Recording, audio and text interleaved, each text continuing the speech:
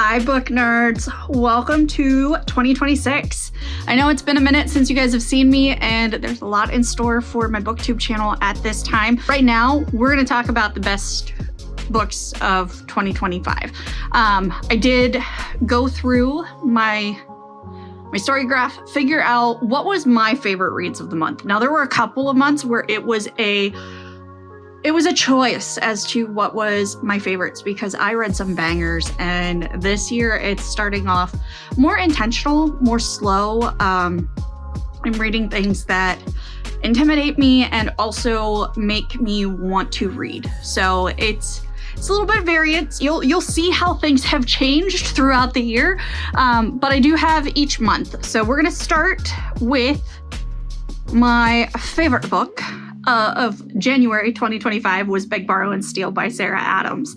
I absolutely love the Rome, Kentucky series, and this follows Emily, the older sister, and Jack. They are rivals.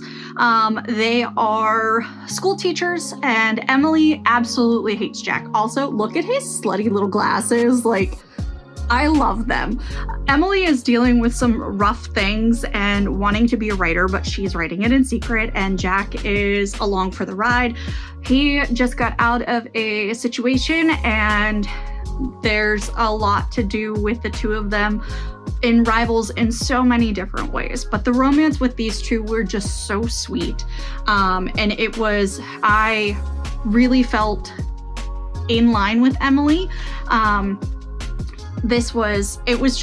I gobbled this up. I think I read it in a 24-hour period, but I absolutely love this series. Sarah typically writes closed-door romances. There is a little bit of spice in this one, which was a step out of the norm for Rome. I still think my favorite couple out of the series so far is Annie and Noah, I think is his name, the bodyguard from book 2. They're just so sweet, but I really like this one. This one was my favorite of January 2025. So, Beg, Borrow, and Steal. Love Sarah Adams. The newest book in this series just released at the end of December. I will be picking this up as of today, January 4th. It is in my order for pickup at Target, so we're very excited about this. Moving on. We have a book for February of 2025 is Mixed Signals by B.K. Borison. I absolutely love B.K. Borison. She has become one of my auto-buy romance authors. This one follows Layla, the chef at Lovelight Farms, with all of her sweet treats, and Caleb, the police officer, who may or may not, I don't remember if he's still a police officer, but there's a lot of chemistry. It's very sweet. In general, I loved everything about this. So Caleb is trying to make Layla realize that she deserves good things, which was a smack in the face at the time. And that she deserves better than the guys that she has been dating at the time. And Caleb's like, all right, well, no strings attached. I'm going to take you on good dates. And we're going to call it what it is. And then they fall in love, and there's all kinds of stuff and gooey goodness. And I absolutely loved this one. I want to say this was my favorite out of the Lovelight Farms. I did finish all of them. But this was my favorite of February 2025. I love B.K. Borison. There's just something about it. It makes it easy to gobble. Moving right along into March, my favorite book was the first book of the Wilmot sisters by Chloe Leese, Two Wrongs Make a Right. This is about a twin and a friend of her ex, I believe, is how this started. But basically, this is a Shakespeare retelling of... Oh shit, which one is it? Much Ado About Nothing. That's the right one. This series is Shakespearean retellings. Chloe Leese is fabulous. She's also a local author to me in the Pittsburgh area. But she writes inclusive, either LGBTQ or unseen illnesses, disability representation at its prime. This follows Bea and Jamie. They are a disaster, and then they are fake dating obnoxiously so that everybody will get off their backs, let them be, and then they fall in love. And it's actually very cute. This one was good. Chloe Lisa's other series, the Berkman Brothers, I absolutely loved that. Chloe is immediately an auto-buy author. I own every single copy of her books from the Berkmans on. There's a few on the backlist that I just haven't gotten to, but I really recommend, if you like Shakespearean retellings set in the contemporariness of today, but love Shakespeare's stories, you're going to love Two Wrongs Make a Right. It's just a fun, goofy, gaffy, good time. There are a few rereads. They're just for shits and giggles, because there were some months that were not the best reading months. This one, however, is not one of them. If you know anything about me, you know that cowboys are my favorite romance genre. I have two queens of cowboy romance that I absolutely love, and Lila is no different. I finally got around to reading Lost and Lassoed. I have been saving this book since 2024, when my apartment flooded. This book released, and I knew I was going to love it. I didn't want to read it outside of when I could fully engage and understand and love this story. This follows Teddy and Gus. Teddy is Clementine's best friend. Gus is Emmy's brother. So brother's best friend. He is also a single dad, and their banter is so good. I read this one both physically and audio, because look at all those annotations. I absolutely love Rebel Blue. This edition, I believe, is one of the signed by the queen herself. A friend of mine in one of the book servers was going and was able to get this edition signed for me, and it came right after my apartment flooded. So this particular book means a lot to me. I love Teddy so much. It's not just because I play a character named Teddy. At the time of reading this, I was playing my Vampire the Masquerade character, whose name is Teddy. I absolutely love this story. I love everything about Gus and Teddy's relationship. I love the fact that Teddy tried to create... Can you stop, please? We're yapping about books. Thank you. I love that Teddy was able to create and started off as the nanny to... oh my gosh, what's Gus's daughter's name? Oh my gosh, what's her name? My brain has died. Gus's daughter, Gus and Cam's daughter.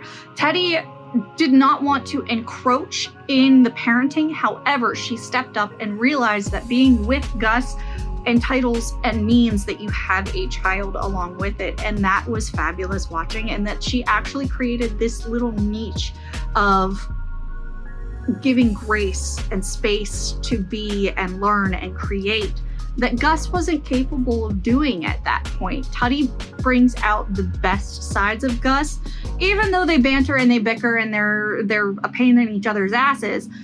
They are good for each other. And the scene where Teddy was sick and Gus took care of her, gobbled it up. This is my favorite Rebel Blue book. I absolutely adore this. The audiobook is fabulous if you're an audiobook listener. I went back and forth between the physical and the audio, and sometimes just reading both at the same time, but this was a delight in April, which was not the best reading month of my life. But this was a highlight.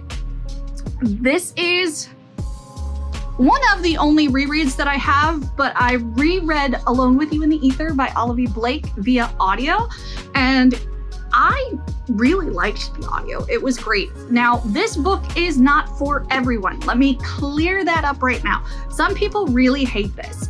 As someone who has bipolar disorder, and reading this book and listening to the way that things are explained and realizing that a lot of these patterns are things that I have done myself, it really strikes a chord for me because this is how I have handled things. Is it great? No. Is it toxic as fuck? Sometimes, yeah. However, seeing myself as a character written on the page, with the way that Olive writes Reagan, it's like looking in a mirror, and it's very odd to see that represented, and it's not every day that you get this kind of depiction of what it is. Being bipolar, being in relationships, it is incredibly difficult. You don't always make the best decisions, and you don't always do what's the best thing for you. But and some people will say that it's romanticizing and things like that, but I've literally done 90% of what's in this book. Not saying that I've done the things that Reagan has done specifically as to why she is working where she is and those kinds of things. But in the way of relationships, yeah, I've done everything that happens. I've made not good choices. I've stayed with people that I shouldn't have stayed with. I entered relationships when I shouldn't have. I've made bad decisions in my romantic relationships. And it's really hard to put into words what this book means to me. It is still one of my favorite books. It is still one of the best books. Can it be pretentious? Sure. Can you say it? But the way that it's written is different. It's not for everybody. I don't recommend it to everybody, but if you're looking for a good depiction of mental health, bipolar representation, and what it's like to live in that, this is it. I really love this book for me specifically. I know a lot of people don't like it, but this one is a favorite for me. Now, once we hit June, this is where my tastes in book really start to shift as to what I'm reading, what I'm not reading, things like that. And once we go through all of the books, I will tell you what my favorite read of the year was. However, moving into June, we have The Stardust Thief by Chelsea Abdullah, I believe is how you say it. Please don't hate me if I said it wrong. I absolutely freaking love this book. This is Middle Eastern mythology. Think Aladdin, think 1001 Nights, with a little bit of gender bent Aladdin. We have a prince who is a damsel in distress. We have a merchant who is not who she says she is. There's a lot of things that happen in this, and the prince's older brother is the leader of the 1,000 Thieves. This follows that journey. Luli is sent to collect an artifact for the king, the prince's dad. Against her will, she didn't want to do it. She kind of got caught and handled into a situation, and then she ends up on this adventure. And the prince, you know, he just wants to tell stories. He doesn't want to be involved in any of this, and his older brother somehow tricks him into doing things that he shouldn't have done, and it follows that. This is a trilogy, I believe. Yes, trilogy. Booktube just released last year, and I am impatiently waiting for the paperback of book 2. Will I probably reread this before book 2? Probably. Was this one of my absolute favorite books of the year? Also true. I absolutely love this. It is blurbed by S.A. Chakraborty, and I'm really learning that I love the Middle Eastern fantasy. I love the adventures of Amina al-Sarifi. She is also the author of City of Brass, so there are a few different fantasy books that I really want to get into here over the next year. But I love this. I ate it up. It was picking between this and The Raven Scholar was rough for me, but this one by far edged out of what may have been my favorite fantasy of the year. I really enjoyed this book, and I highly recommend it. If you like learning about a little bit of different culture, different folklore and things, it does give you a different story at the beginning of each section, I believe, and it has a map. Like, it's just, this is fabulous. Chelsea, I need you to write faster so that I can get my hands, my greedy, grubby little paws on all of these books. Please and thank you. Now, the next book I read twice in like a month because the audiobook is just that good, and I am currently reading the series with my kiddo. And that brings me to Dungeon Crawler Carl by Matt Dinniman. Everybody has seen or heard of this book, and my 16-year-old absolutely loves the audiobook. The audiobook is the way to consume this series. Jeff Hayes is just a fantastic narrator. This book, in the simplest ways that I can explain to you, if you're a D&D nerd, think of a D&D dungeon with Carl as the PC and Donut as his animal companion that turns into a PC. Donut is his ex-girlfriend's cat. Donut jumps out a window and saves Carl from certain doom, and then gets led into a dungeon where Donut can now talk. And we ride at dawn for Princess Donut, the Queen Anne Chomp. This follows Carl and Donut's first adventures into the dungeon, and it is just a delightful, mesmerizing tale. It is a mix of fantasy and sci-fi, leaning more sci-fi, but definitely lit RPG. It is definitely not something that is traditional. The humor is funny, but it's not going to be for everybody. I get a great giggle out of it. I also made my brother-in-law start reading the series, and he's obsessed. Thank you to Sid over at Sid Bookworm for putting this on my radar. Queen Worm, you are a delight, and I absolutely love this book, and I now own books 1 through 5.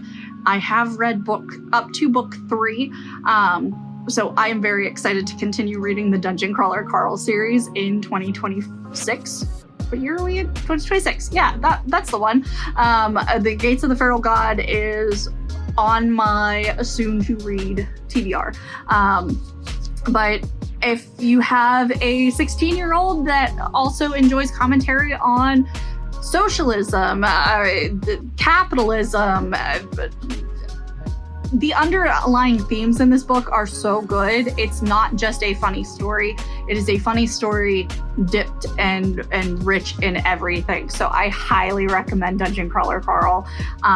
Again, I read this particular book, twice in a 2-month period. I read it in July myself, and then in August with Talon, we sprinted through Dungeon Crawler Carl. He constantly was wanting to watch it. So we love Matt Dinniman in this household.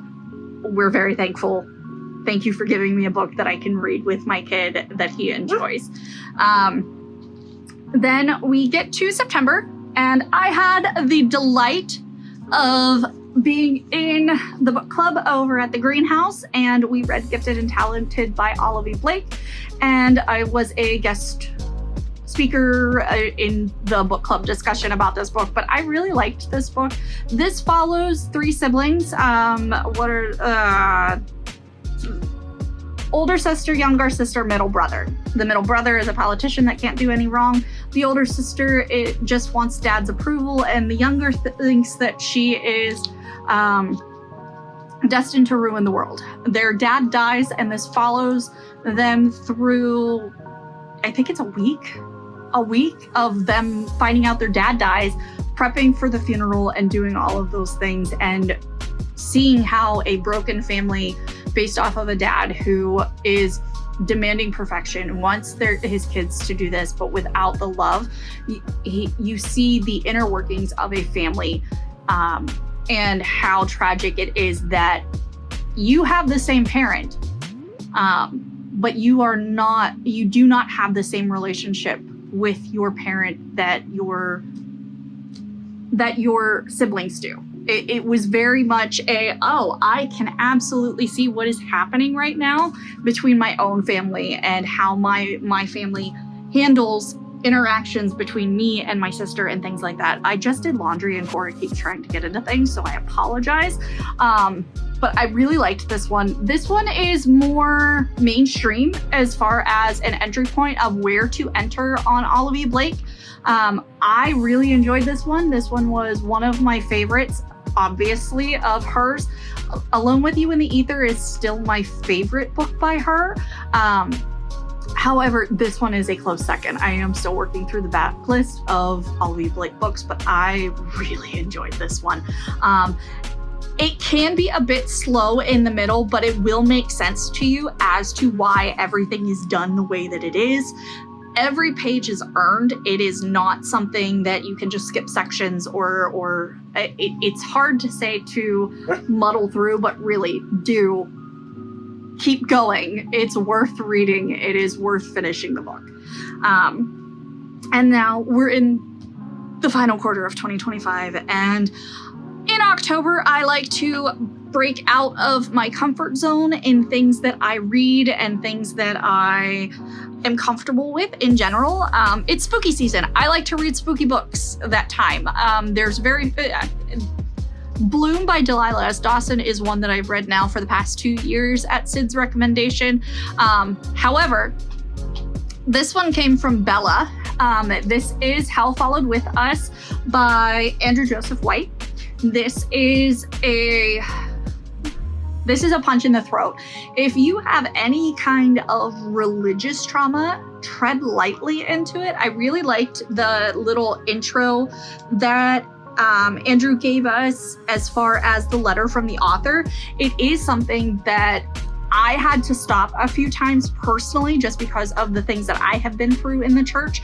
But this is what happens when a cult basically tries to bring upon revelations. You're dealing with a 16-year-old trans boy named Benji, and he is the person that is supposed to bring upon the apocalypse. Benji is rescued by a ragtag group of teens from the local LGBTQ plus community center, and it follows their journey in trying to protect Benji, in trying to stop what is happening. Benji's cult does not want him to be a boy, and that's why him and his father left. They want to put him in the box. And there was one spot, I didn't tab it, but there was a moment where I really hit, and it's towards the end of the books. Let's see if I can find it here. I wrote a big long paragraph about it, but it was a great quote where I'm just like, holy crap. Holy crap on a cracker. There's a few that are really intense and like such great lines, but it's one of those things that he uses a great point of using scripture in the book throughout to explain how the zealous religions will explain scripture and twist it to ways that they perceive things. I did finally find the quote. And this is one of my own personal things is, in what world was their God ever a benevolent one? And my little annotation here is that's the problem with humans and religion. While we want to believe organized religion used the heresy to speak out against people that are different, pick and choose scripture to their own means. Jesus said to love thy neighbor, to love those who are different because love is love. It's not fucking hard. And organized religion's God is so different from others who just believe in being good people. Because God is benevolent. Yes, he gives you things that are outside of your control. However, in my own personal belief, organized religion and the things that I have been through is not what my God intended. Not to get on the soapbox or anything like this, but this book really hit in all of the places that I am trying to break down the way that I was taught, the way that I grew up with, and the way that organized religion has treated me in the past. And it's one of those things, it takes time and it takes a lot of work looking inward. And this book, if you are looking for something that hits all of those pieces of what you believe, who you think you are, and you want to see a story in the end days, which also, this takes place in Pennsylvania, and it was really weird to read a book that I was not anticipating. But yeah, it was in Pennsylvania, so it was another reason why I was like, oh, cool, fantastic. Also, this book is beautiful. The colors are gorgeous. I loved everything about this book. This book was perfect in my eyes. There's no notes, just thank you for the trauma. Thank you for the note. Thank you for giving a voice to those of us that had issues with the church and things like that. So thank you. Pick up this book around spooky season, or, you know, whenever you want to touch on religious trauma. You know, just thought.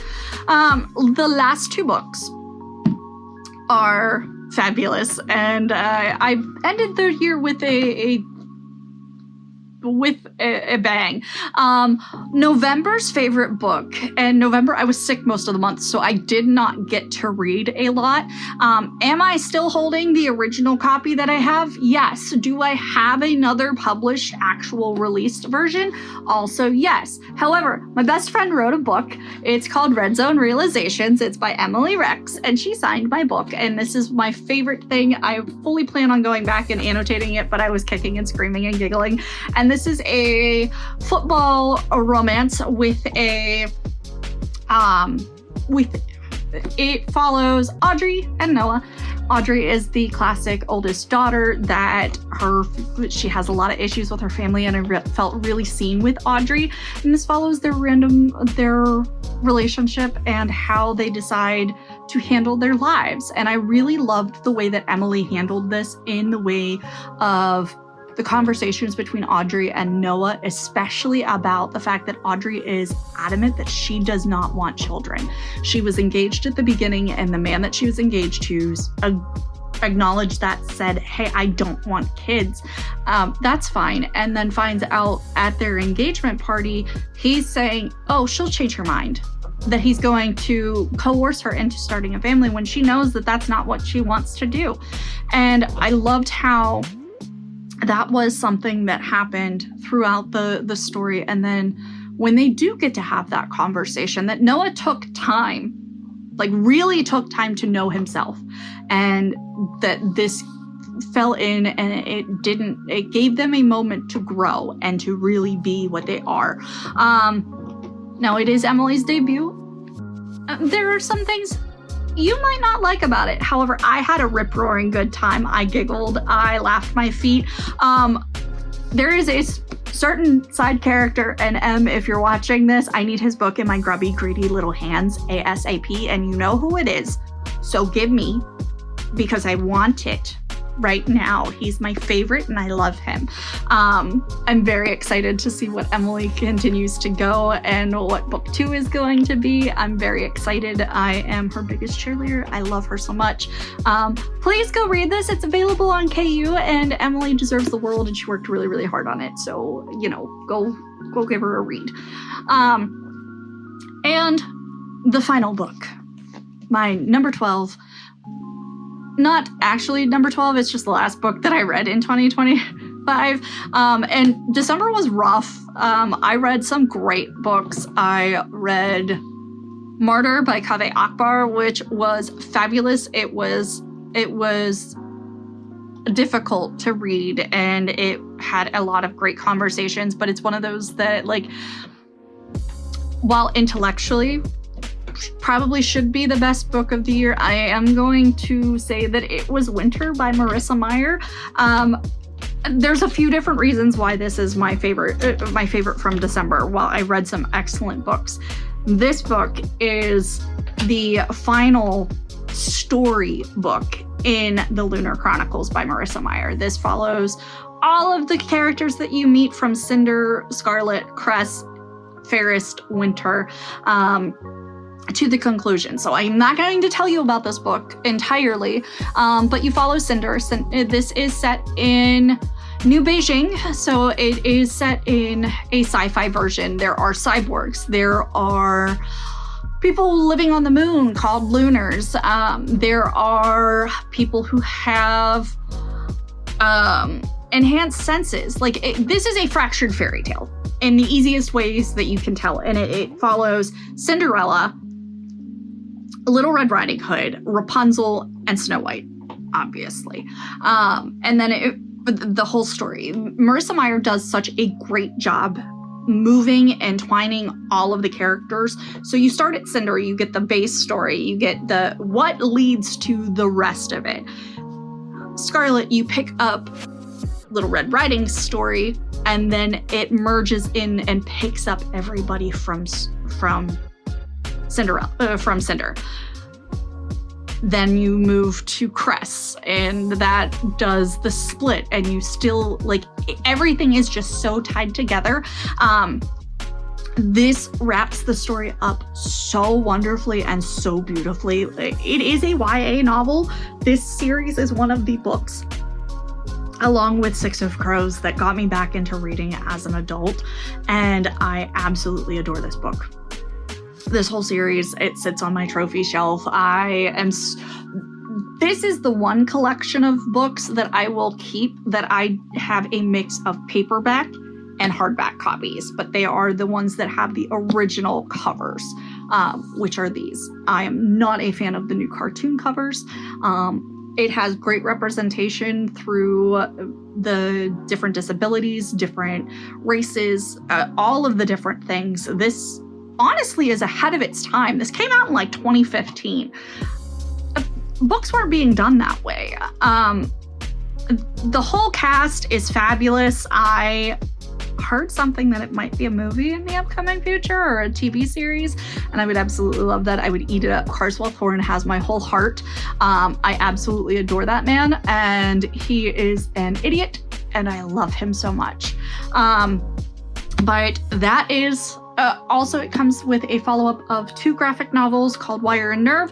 So it's a nice little collection. You have 4 books in the main series, which is Cinder, Scarlet, Cress, and Winter. Fairest is a novella that I recommend reading between Cress and Winter if you are reading the series. And then there is the epilogues of Stars Above. You can read that, or I would recommend reading Wires and Nerve and then Stars Above, just because Wires and Nerve take place before one of the epilogues from Stars Above. Stars Above is just a collection of short stories that follows the cast from the beginnings. So you get to know a lot about some of the pieces that you maybe didn't know, like Thorne's family, or how Cress ends up where she is at the beginning of her story, how Cinder ends up the way that she is, and then the aftermath after everything. And this was just a great way to close out the year. This was one of the last books that I read. I finished Wires and Nerve, the last. And it was just a great way, a cozy way to close out a great year of reading. Statistics speaking, I read over 150 books, over 50,000 pages. I branched out and did things that I wasn't sure that I was going to, and now I've really settled into, I want to read different genres. I don't want to sit in the bubble of the happy romance bubble, and not that it's a bad place to be, don't get me wrong. I love a romance book and I will continue to pick up romance novels, but I also want to branch out and test genres that maybe I didn't necessarily read a lot of before, because as we've seen, some of my favorite books from the year were books that I probably wouldn't have picked up if I was still at the beginning of my reading journey. Now, as far as what my favorite book of 2025 was, it's this one, in case that wasn't obvious. And I feel so bad not saying Dungeon Crawler Carl, because I had the experience of reading it with Talon. However, I still think about this book specifically. I want to read it again before I read book 2. I want to immerse myself in this lore and get all of the information, and the cliffhanger that I got left on is just too much. So I feel bad for those of you that picked this book up before we had a date for book 2, The Ashfire King, which comes out in paperback, and I am a person that must have the collection in the same format, so I have anxiously been waiting. I could have picked up the Ashfire King last January, I think, but I didn't want a paperback and a hardback, so I'm anxiously waiting for the paperback version of this book. But it's I loved everything about this, but what was your favorite book of 2025? What needs to be on my radar of things that I need to read? What are your genre bending, your genre bending, that's the right word I'm looking for, your genre bending books, the books that you loved that maybe you weren't anticipating, something that's outside of your comfort zone. Give me all of the details. I really want to know what your favorite books of the year were. Add to my never-ending TBR and we'll go from there. But for now, stay tuned. I filmed a update video a few months ago that I just haven't gotten around to posting because I didn't want to post it until I was back to business as usual, but it tells you a lot of the things that are going to be upcoming on the channel. And 2026, I am really hoping to have a better grasp on my work-life balance, on my health conditions and concerns that have been going on for the better part of the last 6 months. There's a lot of factors as to why I haven't been around. But the reading has never stopped. The reading is what keeps me sane. And I hope that you all start the year of 2026 off with a bang. You all deserve it. May all of your books be 5 stars. And we'll see you later, book nerds. Bye.